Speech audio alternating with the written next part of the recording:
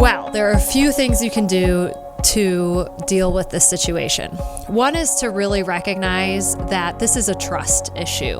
So micromanaging bosses at the front end can turn into not micromanaging bosses over time.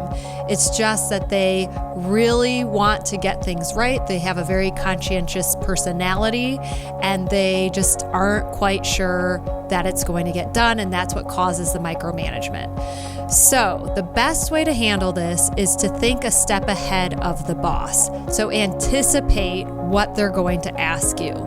Maybe a good strategy would be to start your day with some quiet time and anticipate what the boss is going to want from you for the day and do it proactively.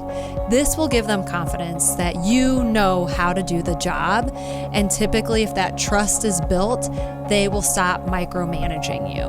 Another tip for dealing with micromanaging bosses is to take detailed notes of their instructions and refer back to them, and make sure that you're making your own checklist for doing something the right way. The more notes you have and the more basically procedural documents you have that turn into a checklist for the job, the fewer mistakes you're going to make.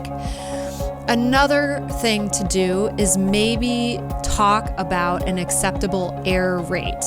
Obviously, in all positions, there's some level of human error to be expected. Is it one lease a month or one application a month? Is there an acceptable rate of error? And having that conversation forces the question of what the standard is.